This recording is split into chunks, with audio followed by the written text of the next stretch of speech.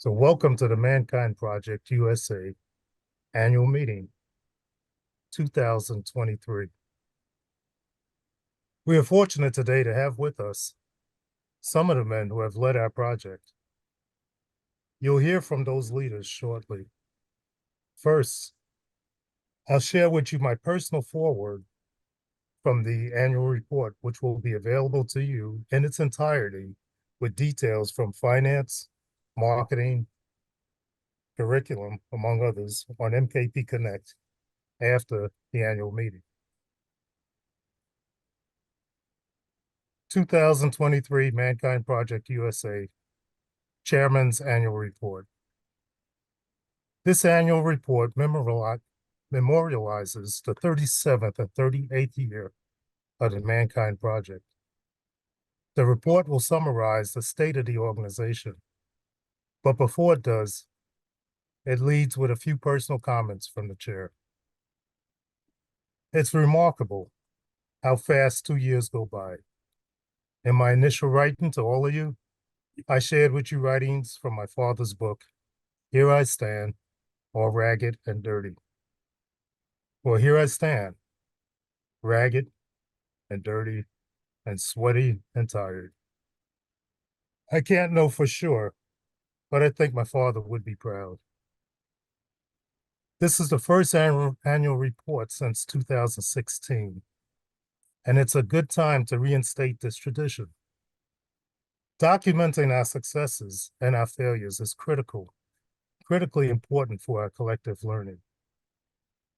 It's been a great honor to serve as your chair for the last 24 months. We have faced unthinkable challenges. I'm proud of each and every one of you in our organization for your contributions, your tenacity, and your dedication and your love. I also want to thank the women and men who served on the board of directors these past 2 years. Thank you each for your steadfast service. This work demands our attention and our love. Over the last 24 months, much has been asked of us and much has been given. Please receive my thanks for the grit you all have lent to our mission to create a world where men act on their individual and shared responsibility to the future of humanity.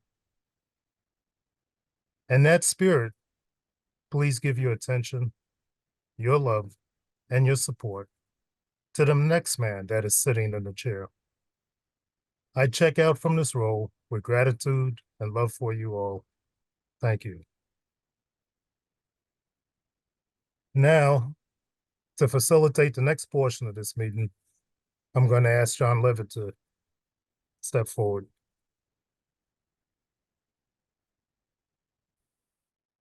Hi, everyone. Welcome to the annual meeting. It's good to see you. And thanks, Daryl, for your words and 2 years of service in this way. Stick around, Daryl. Later on, we're going to pour some love your way.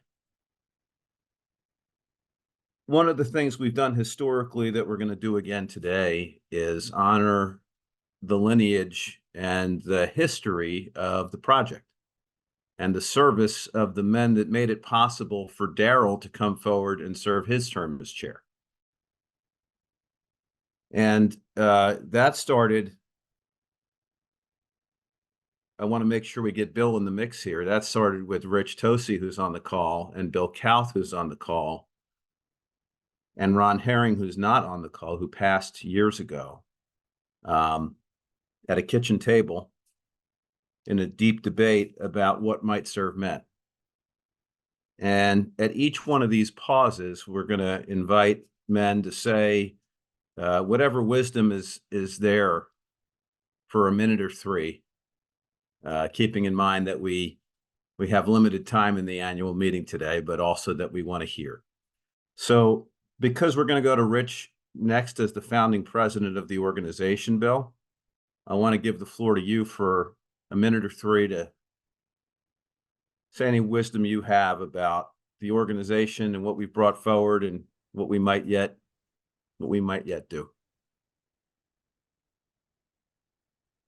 Thanks, John. Oh boy, you know,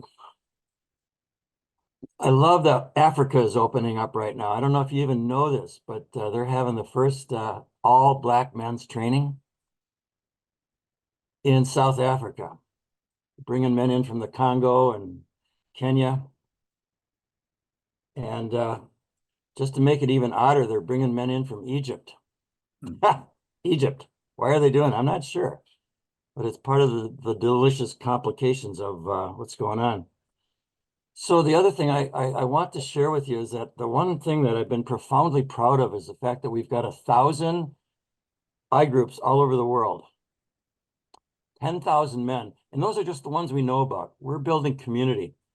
And from what I've been studying lately, and my task as visionary is the world is in big trouble. It's like the systems are unraveling. All of our systems are unraveling. We got a terrible, painful look at it over the last 3 years. And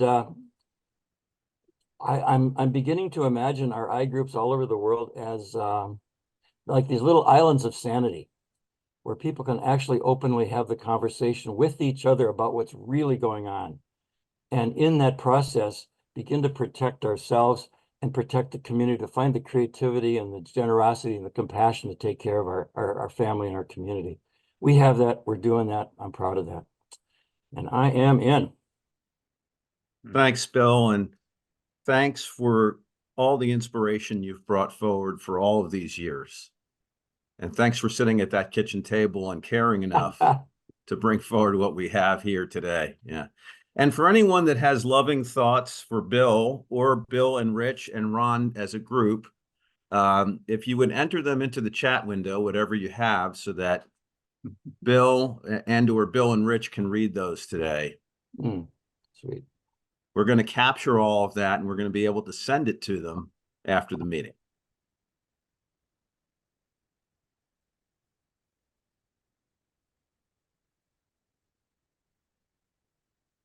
And while we're doing that,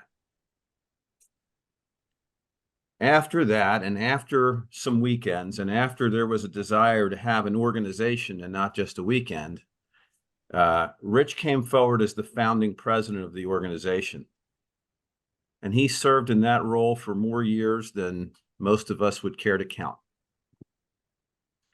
And there's something unique that every chair or president or CEO can report to you about holding this particular kind of space from an organizational perspective.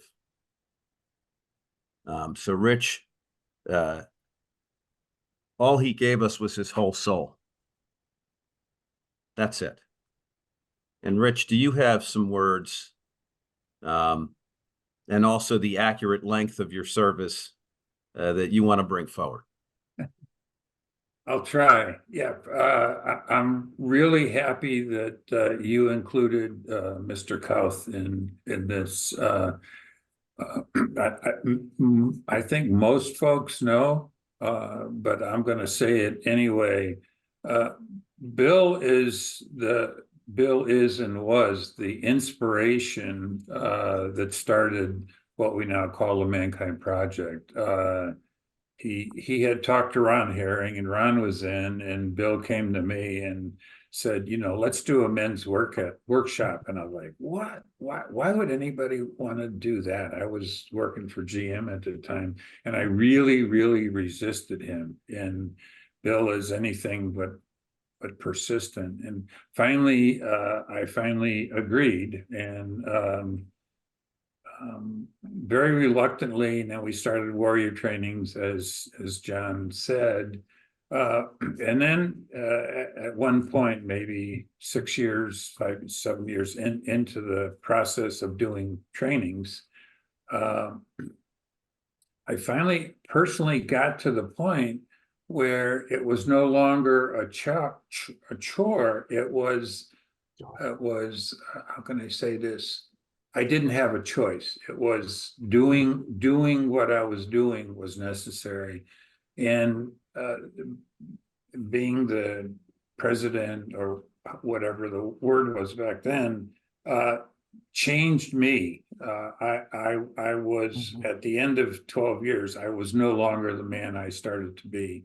And I bless each and every chairman who has come since and bless the work that you've done and how you have changed yourselves as well as the organization. So with that, I'm in. I hope I didn't talk too long. So You did it perfect, Rich. You know, one of the considerations in facilitating a meeting like this is how am I going to manage all these folks that have so much to say into 3-minute blocks, right? How am I going to do that graciously? And so far, I haven't had to say a word. So someone had to follow Rich Tosi, and my God, that would have seemed insurmountable to me, and I imagine many. But Richard Mkin was the first chair, a 2-year period, 97, 98, that stepped into those shoes. And, you know, I didn't know Richard personally. I don't know if anyone on the call, other than a few, do. I see George Durrani giving a thumbs up, and Carr. But an extraordinary service. 2-year chairships are difficult. Just in the outside of MKP, I call it corporate athletes. And I don't know what kind of athlete it is inside of MKP, but there's a rigor that comes with holding the intensities that come back and forth for a year, let alone 2, let alone more. And Richard held that space. After Richard, also not with us today, is is since passed Don Jones, who was larger than life. You know, if anyone carried the mythopoetic essence of the work, I think Don was one of those, and left an imprint on many of us. And so if you have words for Richard Mkin, because again, we're gonna capture all of this and hold all of this, for Richard, for Don Jones, to put in the window, those would be welcome, especially those who knew those men. And I'm going to give you a minute to start that, and then we'll come forward.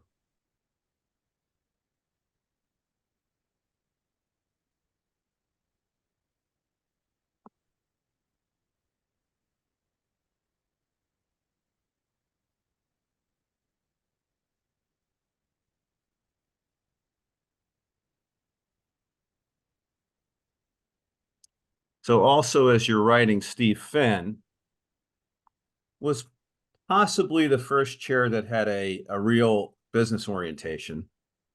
And Steve also was in the chair for 2 years.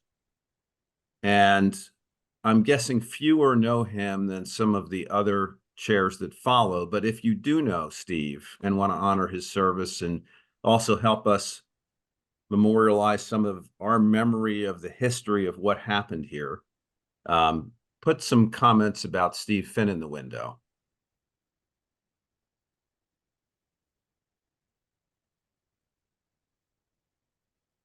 And the next person who's going to speak, David Carr, was both chairman of the project, as it then was, not expressed in Regents as it is today, following Steve Finn, and then again was the chairman of MKPI. I was fortunate to serve with him as his CFO when he was chair of MKPI in 13 and 14 is what I'm going to guess, or something like that. So David, do you have some words for us today?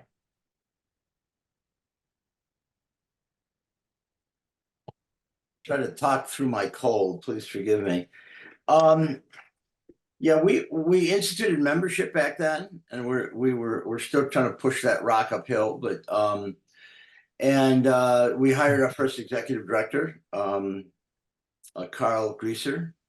And we started paying a great deal of attention to safety on the weekend.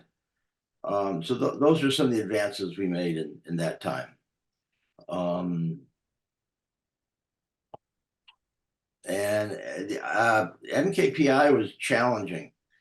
The regions wanted to be separate, and even though they were all granted their autonomy, they somehow felt that they were still being dominated by the US. And the result of that is we dissolved the formal structure in order to make explicit that everyone was autonomous. That's it. I'm in. Thank you. Thanks, David. Appreciate that. And, I'm just going to pause a minute here with David. David's been serving really from the get-go, and often in ways that would be surprising. I mean, 30 whatever years up the way, David's done area admin and area finance and weekend coordinator and what have you kind of work in the last year. And he doesn't talk about it. He just does it. He's done development work for the project, fund development work, and just does it. And, David, you have no shortage of moments where I'll just say moments along the way, right? You're being kind. You're being kind. I'm working hard. What he means to say is I'm an asshole, but he's too polite. Definitely too polite for that. What I mean to say is the sum total of your services are so vast that they're incalculable. It's true. And if anyone here have things to say to David or about David in honor of his collective services, including in the lineage of chairs, please put that in the chat window. Thank you, John. Bless you. Yeah, thanks, David. So the next chair, Curtis Mitchell, isn't with us today on this call. And I had hoped he would be here. I had hoped he would be here. I think he would have things to say. A lot of people's understanding of Curtis has been polarized recently to a particular issue. But if I was to go back and consider what it was that Curtis brought to the project that informed it in a way that was surprising and unexpected, I would say his introduction and continued bringing forward of the sacred feminine, engagement with women, and an appreciation and elevation of how critical that was for us collectively. And I hold Curtis in the highest regard, and he was also one of those who did a multi-year chairship. Very difficult. Just from the physical rigor, it's very difficult. And Curtis Mitchell, if we would put comments about Curtis also into the chat window. And those can be shared. Those can be shared with him after this call.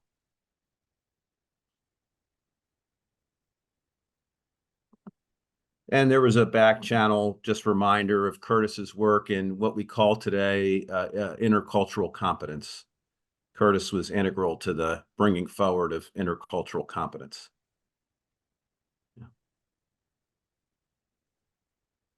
Following Curtis's big shoes was Jim Mitchell.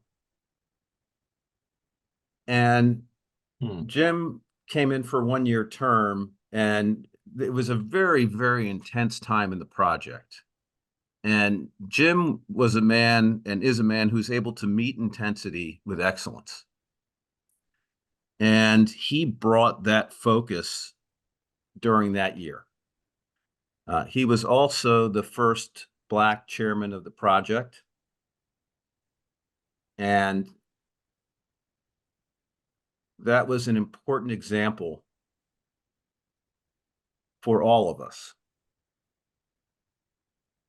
So similarly, I asked that we share our thoughts and our memories of his that particular service of Jim Mitchell, so that we can share that with him. Jim is a giant, and yeah, I hope he has words that he can read soon that he'll enjoy.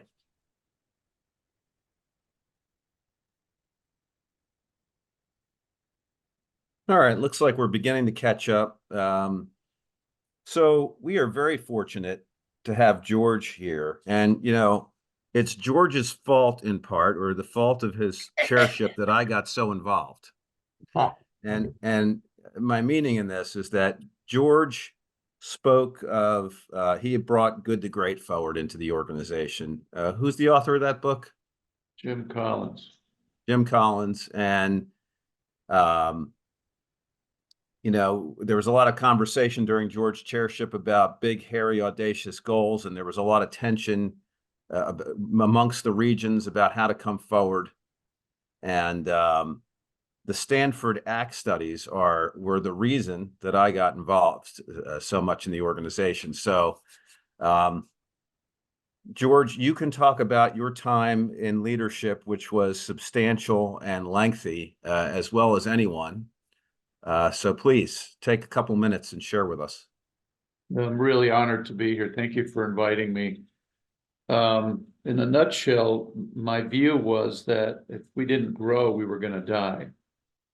And if we didn't get our financial houses in order, we were going to die. And so what was it going to take to grow an organization that had been inward looking and insular to turn and, for the first time, in my view, really face outward and embrace things like big goals and marketing and creating a real deep and wide professional staff?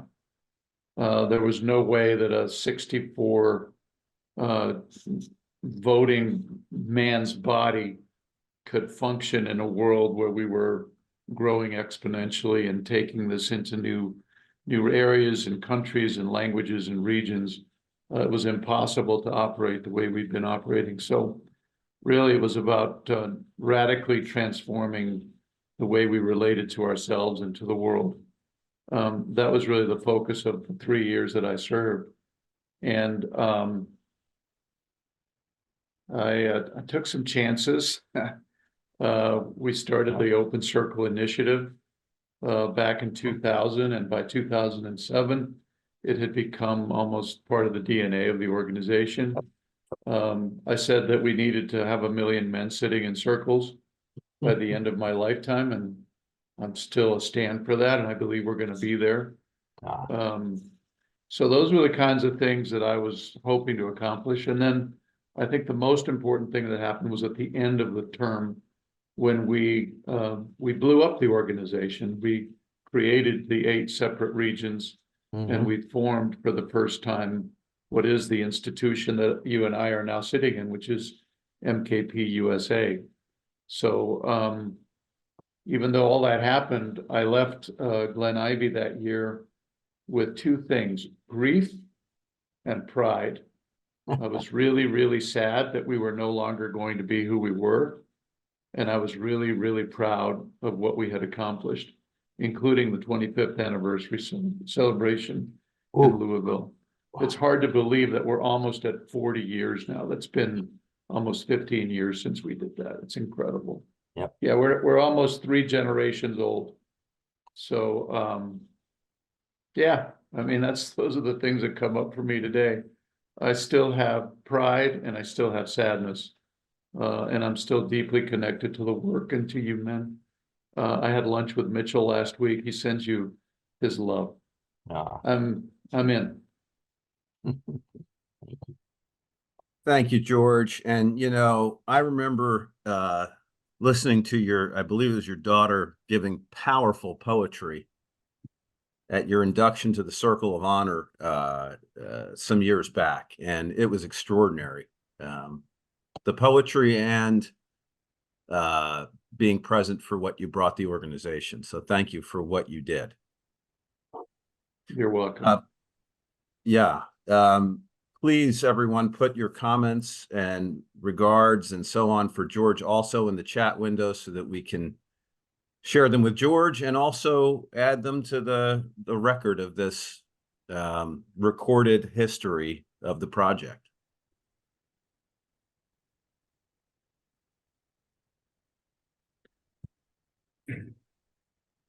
And so while we're doing that, and thank you for doing that, I had a chat with David Bowerly. And David is attending to Patty right now. And for those who know him more closely, the details are in the close relationship. We used to go to David and Patty's house as a project to raise money. And there was cookie baking and what did Patty make? Flourless chocolate cake. And there'd be dry aged ribeye and my God. But that isn't the sum total of what David brought forward. He was the first chairman, George alluded to this breaking into 8 regions. And so David became the first chairman of this organization we're sitting in here called ManKind Project USA, as opposed to the quote unquote project as it had been.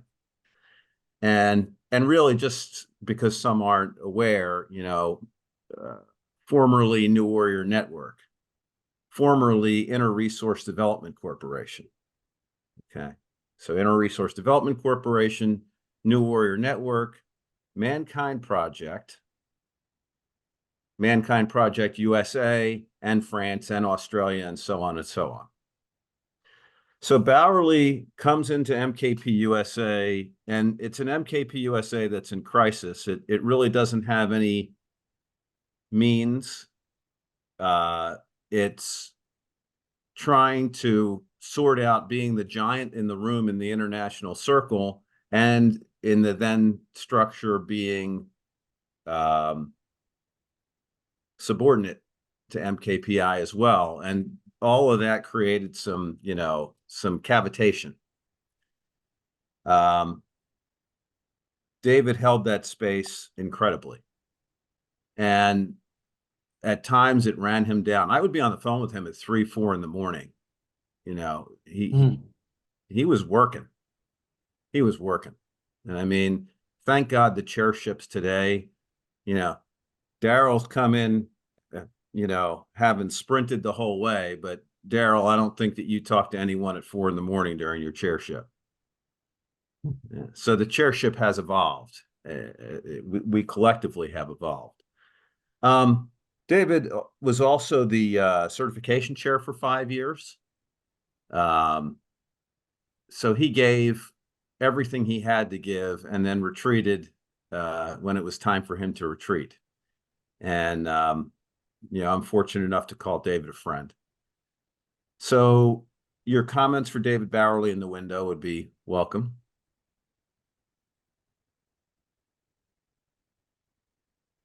And we'll pause.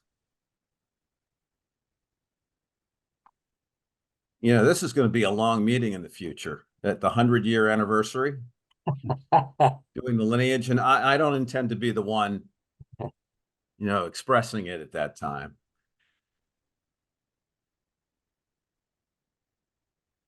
So speaking of dear friends, David did everything he could, and it was a lot. And this center director from New England was bringing himself further and further forward at Glen Ivy, at various meetings, and so on. And Boyson's from New England, so I see a particular pride and smile on Boyson's face right now. So the next man in the lineage is Mike Elser.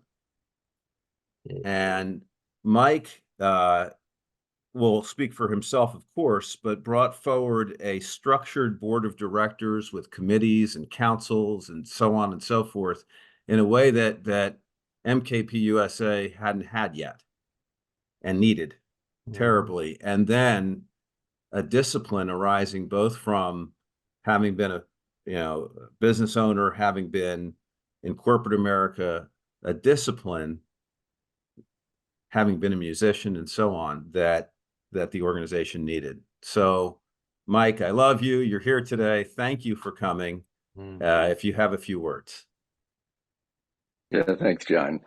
I'm deeply, deeply honored to again sit among this particular group. It's quite astounding to me that I get to do that. I mean, how wonderful. John, thank you for your storytelling ability. If we forget where we come from, it's more likely we'll lose our way in the future. George, you went away from that meeting with pride and sadness. I went away with a distinct feeling that we had died. There was just no hope. When David Bowerly came in, what a magnificent thing he did to steer the boat onto the shore before it sank. Extraordinary with fund the plan and all of that. And I remember David saying that if we don't hit fund the plan, we're just going to call it quits. Right?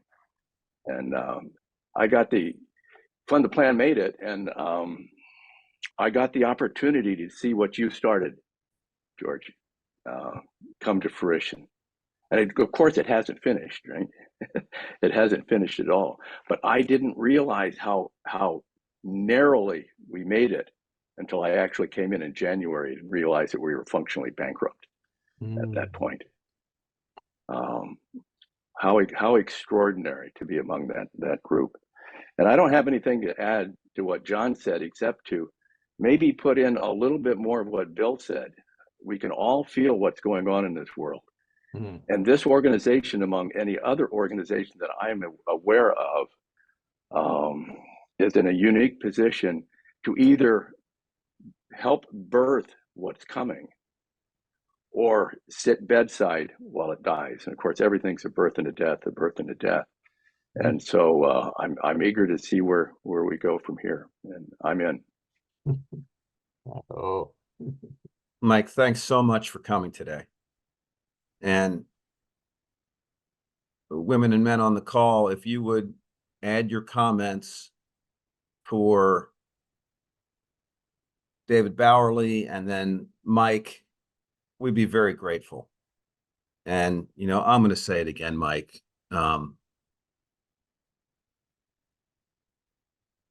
I so deeply enjoyed and valued our time when I worked under you those years. The wild man goes off to the edge of the woods, right? So, thanks for being larger than life.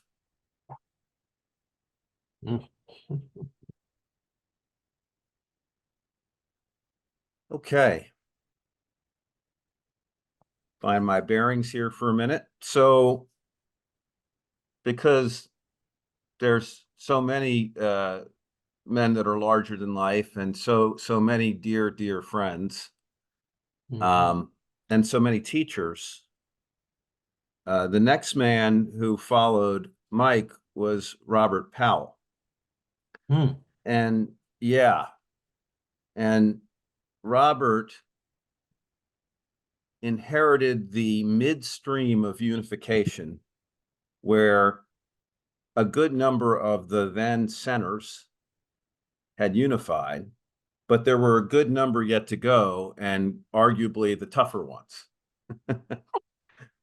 And it was, again, a cavitation that was very, very uncomfortable to be present with.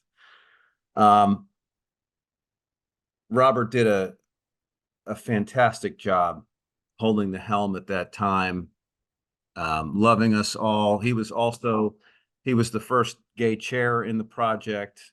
That created a healthy model for all of us. And I appreciate that about Robert. And, Robert taught me in 1992 and 3 how to weekend coordinate to bring the weekend from Washington, D.C. to Philadelphia. Hmm. You know, and had he not done that with myself and Ed Fell at the time, I don't know that we would have brought Philadelphia and New York and New Jersey and all of that forward the way it did, you know. And also unspoken, and much like Carr, Robert's held countless roles in the organization, countless. He's secretaried in countless places. His documentation and bylaws writing and his just unyielding service Yep. is to be celebrated and commended. Mm. And so he's not on the call right now, and I could bet we're all tempted to say a few words about Robert. But I'm going to invite all those words to get into the chat window so he can read what you have to say.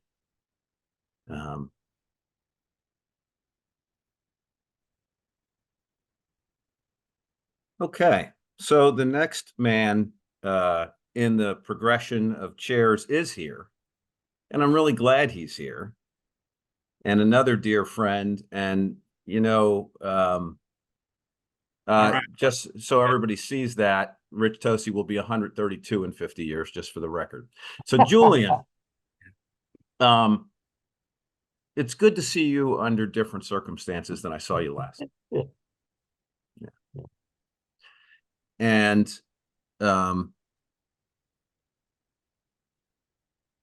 yeah, I've always held your family in my heart. And you had a vision for the organization. You realized something, which is economically, the organization didn't have what it needed to have, you know, an even more robust leadership structure and what have you, right? That it was $250,000 executive director and so on, and a $5 million budget. We just weren't there yet. And you wanted to put the organization on a trajectory that it could operate. And you even made, and you know, you made personal investments in support of that. So you brought an operating system and a fail faster, move forward, we don't have time to sit still approach. Like every chairship, there were those moments that were rocky and challenging. I mean, I'm not gonna bring forward the issues because I think that's not the point. I think the point is more that there was challenge and that you rose to it. And so you can speak to your chairship better than I can. And you have a couple minutes to do so. Thanks, John. And before I say anything at all, I want to acknowledge what's often not acknowledged enough is how much we owe a debt of gratitude to John Levitt for being the glue and the screwdriver and the baling wire that kept flying in the air while we all flew it, and often doesn't get enough of the glory. So thank you, John, for all you do and have done for the project. Yeah, I always identified with the adventurer in the wild man story, which is a guy who comes to town and says, "Is there anything around here that a man shouldn't do?" That's what I'm interested in. And when Mike Elser called me and asked me to consider standing for chair, and I held him off for what, a couple of months, 4 or 5 months, and but we had some great conversations, and I realized that the job I just left had been to assemble a single corporation out of 64 different correction programs. And so it's like I knew how to do this, you know. And so under my chairship, not that I started it, but we did finish it. We did unify under that. It got the last one in, and that was a big moment, you know. It was. Nobody rang any bells, but we were now one organization, you know, and that was a great accomplishment. And I tell her every time I talk to her, I hired Deb Moger. Okay, so great hire. and I did get some challenge about why did I hire a woman, and I know EEOC language. I said no, I hired the best qualified candidate, and she was definitely it. And it's been one of the high points of my tenure. And if you want to blame somebody, I did push to get holacracy as an operating system because Act One of the things it said is, you know, get an operating system that works. And the first thing you do when you buy a computer is it going to be a Mac or a PC? I mean, you know, pick one, you know, and whether it's the right one or not, just pick one so that we've had a way to go forward. And I did like that it was fast and it didn't, I got a little bit bored with long meetings with long reports while everybody snoozed and nothing got done. That was kind of my judgment of what was going on. And so we cut through a lot of that. My orientation to my chairship was to get lost in Connecticut with David Carr after an Integrals In workshop in which we drove around looking for his drop-off spot. And yet we talked about everything, didn't we, Dave? We talked about curriculum. We talked about everything that needed to happen. And so that was the other thing that I felt like I've added some dimension to, is that we got the curriculum circles started and going, and with some higher skilled people than me at some point took it over. And also trying to restore the cultural integral theory into what some of the stuff we did, and also the cultural competence back to the bigger table. So those don't sound like big things, but the things I look back on. I also think that I did a lot with the risk management circle to reduce our exposure to being attacked from outside, and also the ethics and right relationship, where spent a lot of time trying to clarify what we were doing there. Anyway, all of it was good. It was a tough year and a half. I actually stepped forward a little sooner than I was supposed to, and then took over for Robert because it was his second year. So I feel like I kind of did a year and a half. And you know, I know we do a lot of formal leadership training, but there's no leadership training that will train you to do anything like being a chair of the ManKind Project. I feel like after I did my time that I could do anything. You can hire me to do anything, I'll do it. You know? Because it's and the last thing I'll say is I've always thought that anything that is worth doing kind of takes a piece of you, and being the chair will take a piece of you, but it's worth it. You know, it's worth it. So anyway, I love the project. I love all the men that came before me and laid the groundwork for me to be able to do what I did. And blessings on all those who followed. Daryl, on your 2 years, and you wanted to do 2 years at the start. You know, we just all thought you were naive. But anyway, anyway, I love this project, and I don't think I can go away because there's, as Cal said, you know, the world's, he didn't say this, I'll say it, the world's pretty fucked up. And we, you know, it might be our I groups that are the foundation of a new society. I don't know, you know. I know that's where men change and become better men, and maybe we can, you know, grow it until it covers everything. So thank you for your time. Thank you, Julian.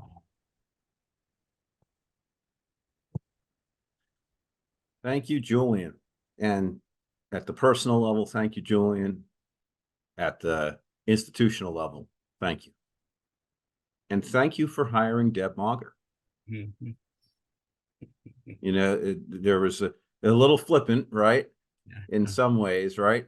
And I hired, and then next to that is that choice was as impactful for the project as many choices, right? And it sets a model Mhm. for bringing women forward, right, in the right way, and women bringing themselves forward, of course, in the right way. So thank you.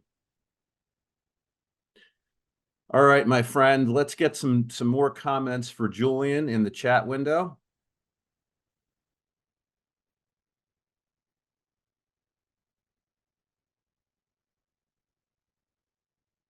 And I'm going to give it a couple seconds.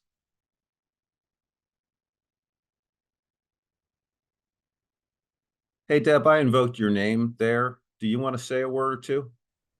Not at all, just sending my love to all the men. Thank you. You know what might be more effective is if I asked Becky if she wanted to say something about you. I'm also sending love and and admiration for all the work that each of you have done and those that can't be on the call. Thank you, Becky. Very fortunate to have you on the board this year. Thank you. So I'll appeal to my Spanish speakers here for a moment. Hay 50 millones americanos que hablan español. Right, there's 50 million Americans who speak Spanish as their primary language. And one of those is Dr. Jose Mondelo, a Venezuelan man also with close ties to Spain, to Galicia, and is attending to his family, and those who know him more closely know more about what that means today. But served after Julian an honorable chairship. I remember flying down and being with him at Land of My Grandfather. The sign says Land of My Grandfathers down in Texas, but for those that don't know, Scott Cole's grandfather gifted that land, and it's actually Scott Cole's grandfather, but it says Land of My Grandfathers there. So Jose and I went there, and we went to the then, let me see if I can get the right name, North American Leader Body gathering. And I remember Jose being prepared to take account and to stand in for the full impact of a choice that was impacting the leader body at that time. And not with hubris or wanting to hurt or attack, just to say, this is us. We stand here and we recognize you. And that took an awful lot of courage. So that stands out for me with Jose. The work to get MKP Sudamerica off the ground stands out, and it's not yet off the ground, but there are men in Cordoba, there are men in Lima, there are men in Quito, there are men in Costa Rica, in San Jose, active in the work. I'd say 30 to 40 men, maybe more, are active in South America outside of where we have a region right now. And I would say the hottest out of the group, the hottest because of the connections of particular men, and I know who's here, but there are other men that I'm referring to, is Peru right now. And then Jose was there for the inaugural training in MKP Spain. So he did things internationally and also here.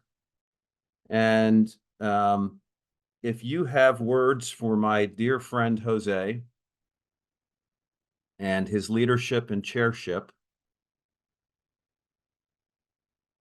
And if you can write in Spanish, he would feel respected if a man is fluent or conversational in Spanish and could write to him in his primary language. He's asked to be in his second language almost all the time. And that was an example for us, to have a man in the chair, Latino, Hispanic, Andean, Caribbean, and who had a different language as a second language, or as a primary language. There are a number of accomplishments, and Ed has an acumen in the personal and organizational development space. But something that stands out for me with Ed, and Ed is more able to speak about his service than I am, so I'll keep my comments brief. Ed has consistently served in substantive roles since his chairship and before his chairship. So that would be 14, 15, 16, 17, 18, 19, 20, 21, 22, 23, 10 straight years. And, you know, I remember sitting in the back of that car with you, Ed, with Ray Arata and just with Ray Arata. And, you know, I wasn't quite getting nauseous, but I could have with the hills coming out of Camp Krim. And, you know, I've seen you since come forward in extraordinary ways and provide the service you can provide. And go ahead and speak to your term and anything else that you have to say. Thank you, John. This is harder than I expected it to be, and it's because of the acts I have to follow. It's very humbling to listen to everyone from Rich and Bill on, and also those who are, you talk about those who are not here. My year as chair, which was 2018, was a consolidation year. We were working on, you know, we had the structure of unification completed, but we were working on the spirit of unification and the movement toward communities. We worked on, we opened the Pandora's box called multicultural awareness, intercultural awareness. And I wouldn't have it any other way, and the way that's shaped up wasn't what we necessarily expected. We got on a sound financial footing. Unfortunately, COVID, you know, there's a saying among my people, if you want God to laugh, make a plan. We had this great plan, and then COVID hit. But at least we were on a decent footing going into COVID, and I think that helped us to survive it. Those of you who know me know I'm fond of quotes. And the one that comes to mind right here is from Goethe. If I could see far, it was because I stood on the shoulders of giants. And you've heard about those giants for the last hour. And it's just as to end up where I started, it's humbling, and it's humbling to be asked to serve and to work with Daryl and whoever his successor will be, if they want me to, as an advisor, and keep the project going. That's it, John. Thanks, Ed, and good to see you, and thanks for your friendship and all you've done for the institution. And there's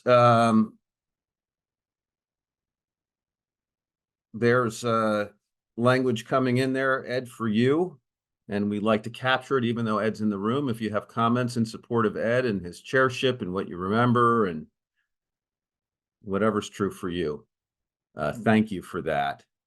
And, you know, Ed, I think it was your chairship under which the term multicultural awareness shifted to intercultural competency. I think that was your term. Yeah, and that was an important difference because awareness is great, but awareness allows me to continue the actions that I was doing that may have been unhelpful, where competency calls me to do the action, to learn and do the actions that are helpful. So, all right. Thanks, Ed. And Paul Samuelson would have really liked to be here today. He's preparing for a procedure, and I was on the phone with him this morning, and we have a phone call scheduled for Thursday. And I'll just say, I've already said to him, I'm going to be talking to you Thursday at expletive. So that happened. And, you know, Paul was challenged with the leadership of the organization during the early phases of COVID. And that was nearly impossible. And, you know, Paul, toward the end of his term, came into some of the personal difficulties that he's still facing today. And he has sustained, and his love for the organization is quite strong. You know, he's one of these great fathers, right? And he held many with that wide expanse and that wide reach. Boyson, I'm going to call on you. Do you have anything about Paul? I think that you said most of what I wanted to say. And when I look back at Paul's chairmanship, it was just the way that he lovingly held everything that was happening. Thank you. That helps. I felt like the words I said were just a bit short. So thank you for taking it the extra inch. So, John, can I add one thing about Paul? Please. Because he was my fault. I talked him into it. And the thing that I just want to note about Paul is if you look up unflappable in the dictionary, you'll see a picture of Paul Samuelson. He was able to get through some really difficult times in his term because he just rolled with every punch. Thanks, Ed. And I would like to get these comments to Paul before Wednesday, if possible. So if everyone here could pour some love into the comments field, that I can then share with Paul, it would be timely for him. However interculturally competent the organization becomes or doesn't become, I think that, you know, having watched Jose, having watched Jim, having watched Daryl, having watched others, coming forward with difference and leading this organization is difficult. It takes courage, and this next man in the succession had that courage to bring himself forward with his difference and with his intelligence and his ability and his vision for bringing the organization forward. Some of the things, and I'll say your name in a minute, some of the things that happened during this man's chairship, and they didn't happen by accident, they happened because of his leadership, were the bringing forward of Unpacking Power, Privilege, and Difference as a course in the ManKind project and its expansion and elevation. The integration of the then North American leader body, which included countries, Canada and Mexico, that weren't MKP USA, to the US leader body, which is what exists today. And I've hung out with men in the Canada and Mexico leader bodies since, and it does seem to be working well. In fact, really cool training in Toronto where almost all of both were there. So, and then the men's work also proliferated and came forward, and boy, were we needing the men's work to do so. So without further ado, Brian Harold, good to see you today, and welcome, and thank you for all you gave during your chairship, and the floor is yours. Thank you, John. Thank you for asking me. So I was reflecting a bit on this, on how challenges define individuals, define various chairs in the project, define, I guess it defines people, period, right? And how they respond to the challenge. Certainly the challenge that defined me was COVID, having our income go to zero with COVID. And thanks to work that you, John, did, both in terms of fund development and in terms of curriculum, and work that foundational work that Paul Samuelson did, we were able to move forward with a vision for having online trainings. You spoke about the men's training, and that was one of them. And we were, through the generosity of men in the project and income that we received from the ability to do online trainings, we were able to move forward and actually end up in a reasonable financial position where many nonprofits expired during COVID. So the thinking that challenge was something that really sat with to define the piece that I had. And looking back, hearing the stories, many of the chairs have had their own individual challenges that have defined their time. So so with that, I'm very thankful for the work that, curriculum, I think, goes back, Julian, I believe, might have been one of the people early in that chain, but so much of the work that we do leverages off of the work of previous chairs. So with that, I am thankful, and I give the floor back to you, John. I just want to pause and have everybody here see you for a minute, Brian, and recognize and appreciate you for what you did, for who you are, for how you came forward to lead. Thank you.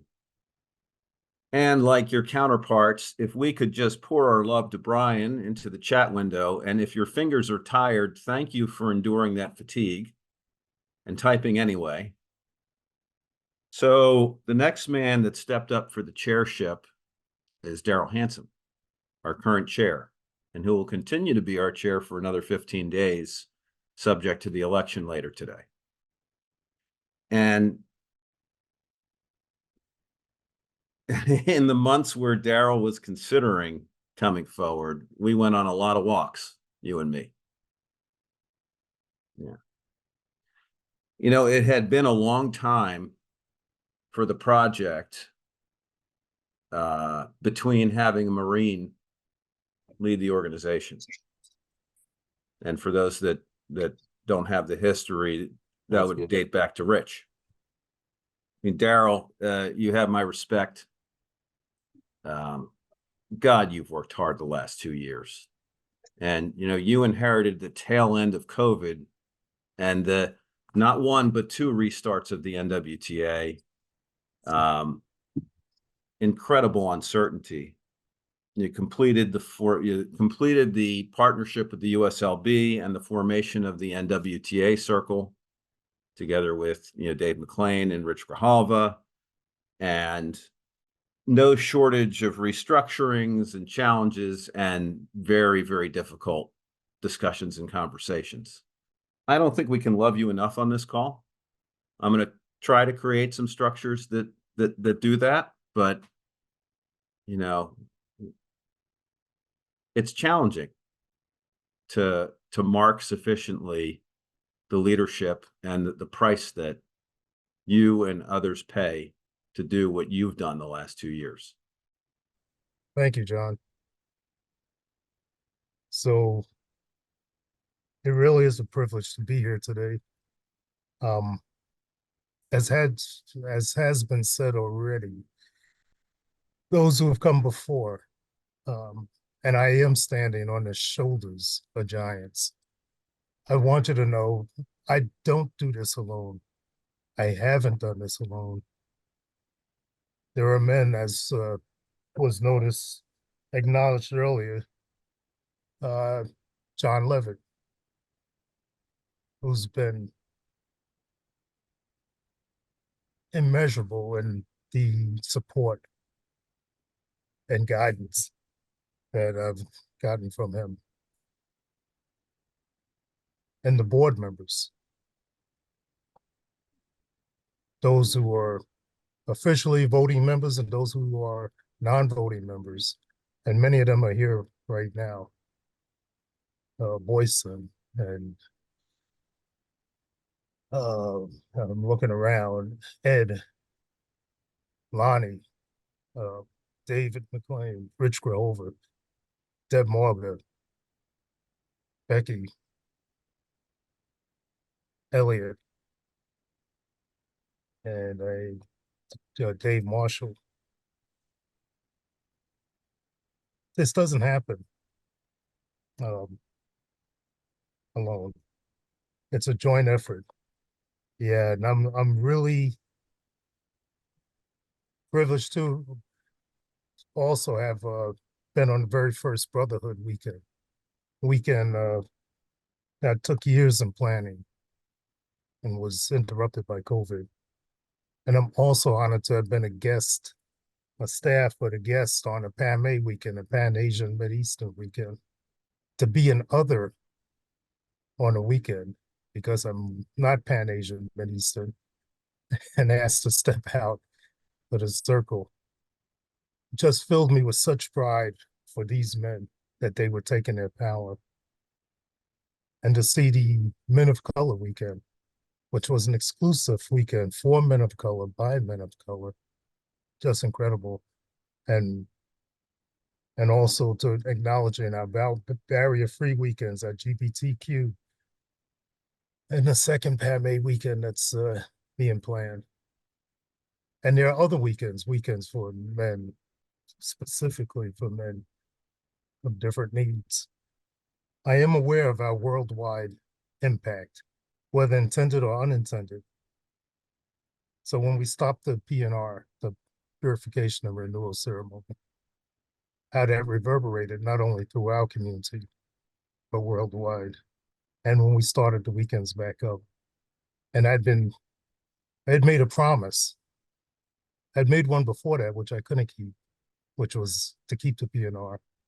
But I made a promise that we would start weekends again. And I was told by a man here, don't make a promise that you can't, that your ass can't cash. And that was great advice, great wisdom. I keep that with me, and I've said that before. But our worldwide impact, when I hosted an NWTA old leader from South Africa, and when he told me that he knew me already before he had met me, because they were watching our town halls. They were watching our chairs front porch. They were watching what we do around the world, the other regions. So I'm grateful. I'm grateful to you, Ed, for having asked me.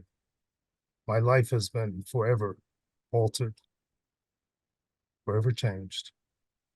Thank you. Thank you.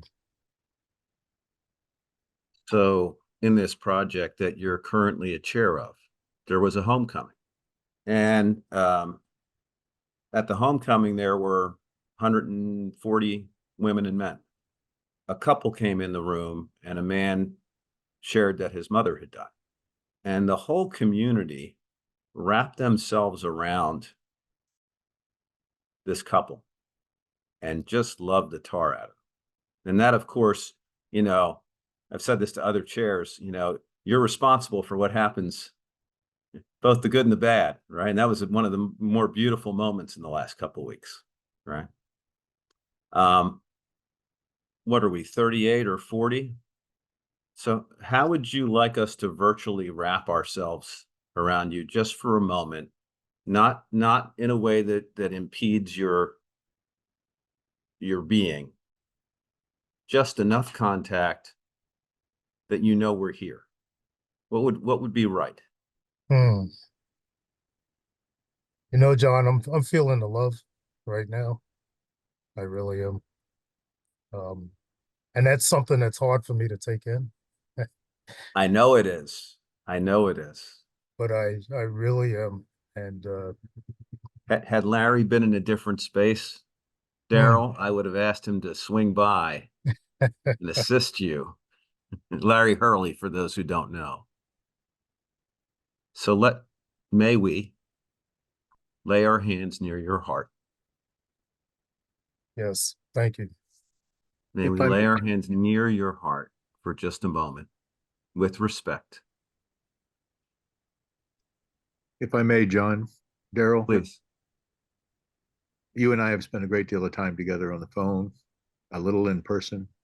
Imagine yourself stepping into the center of this room and us all stepping forward, placing a hand on your shoulders, on your heart, holding you, loving you, respecting you, honoring you. For this is how I feel. And this is what I do with you, for you now. Take that in, brother. Put the Marine armor down for just a moment. And let us love you. Thank you all. Thank you all. I feel the energy. I feel the love. So Rich Grijalva has his hand raised, Daryl, so you may not be off the hook yet. Uh-oh. You know, Daryl, I would say, you know, I went to the weekend in November of '90 and seen over the years how we've had to adapt and how we've had to deal with a number of confrontations, adapting to where we were, criticisms, things that were said untrue or with some truth in the public eye that appeared on social media and others.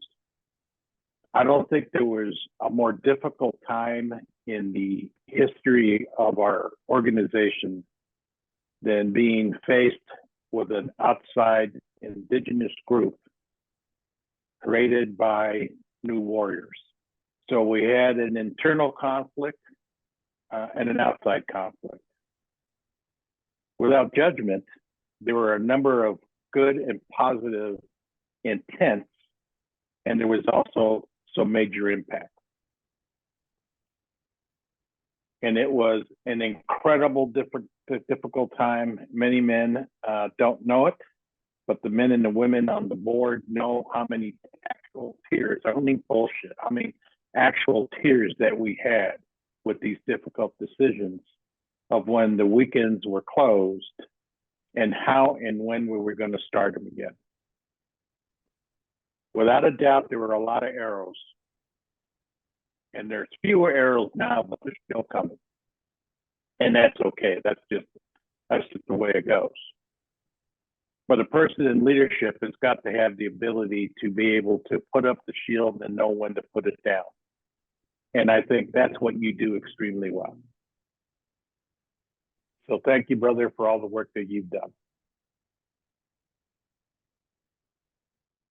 Thank you. Thank you, Rich. And thank you for Rich for all that you've done, what you've given, and at the great personal expense to yourself. So thank you. Thank you. And you're still not off the hook. And this will be the last one of these, just so that I set an expectation. Rich Tosi might have a word he wants to say here. Yeah, Daryl, this is going to be very personal. First, I want to acknowledge the obvious, and it's been mentioned obliquely.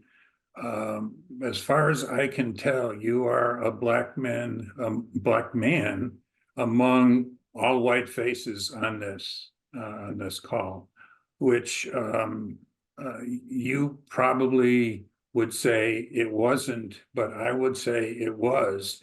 It did add another level of difficulty in your job. I don't know how direct that was, but I want to acknowledge you as a man of obvious African descent. So that's one thing. The other thing, which is very personal, is early on your chairmanship, you offered to and sent me the book that your father had written, which was an incredible, and I'm still waiting for the second book, Daryl. So but what it was a beautiful book, and what I got many things out of the book. One of them was how difficult your childhood must have been, Daryl, so I wanna acknowledge that. I just want to acknowledge that. So, and everything, obviously everything you've done since then, but so there you go. Beautiful man. I love you. Thanks. Thank you. Semper Fi, brother. Semper Fi, yes. So thank you for continuing to put comments to Daryl in the window, and for telling him by calling or whatever you do with Daryl that you've done already. You have a relationship with Daryl, continue it. I've been very fortunate to have a relationship with Daryl over the last couple of years. So I'm going to do this, and it's a bit of a dance, and so we're going to dance. Lonnie Hamilton is the chair-elect. He has not been elected to chair. That'll be considered later today. And he stands right now as the next incumbent in line, should he be elected. So I just want to recognize and honor you, Lonnie. I don't think we should do more than that right now. And similarly, well, actually, let me just take a second on Lonnie. I want to acknowledge the incredible body of service to the organization without going too far into it right now, because there's an opportunity with an election later to decide how that may come about. And then following Lonnie, should he be elected, there are three men, George Faison, David Carr, and Jeff Tate, each of which have brought themselves forward as candidates for chair-elect to follow Lonnie should he be elected. There are 10 men out there and 100 and 1,000 behind them. And given that I don't know how the organization is going to continue to evolve, I'll say men and or women and or non-binary persons, right? Who knows what the future will be. So this lineage is in its 38th year. We are moving quickly toward the 40th anniversary, which will also bring forward another Founders Circle of Honor meeting to recognize that group as folks are added to it. I think it's really important that we continue to recognize our history and to honor it. Really important. And I hope that this was that today. It may or may not have been. Other than that, Deb, would you just a brief comment about when the elections are happening and all of that? Yes, thank you, John. Elections are scheduled for today at 3 p.m. Attending the meeting will be the board and the candidates. Thank you, John. Thank you. And for those that know or don't know, Deb Moger is currently the secretary of the board. Jerry Hamilton is currently the treasurer of the board, and together they'll be overseeing the accuracy of the results. Okay, well, Daryl, I'll pass it back to you to conclude in any way you see fit your annual meeting. And thank you. Thank you so much, John, for facilitating this. You've done an incredible job here today. Thank you. So I'll just close with saying it's been an honor and a privilege to serve you. And I only hope that I've done that with grace, with fairness, and with our core values always leading. And with that, our annual meeting for 2023 is closed. Thank you.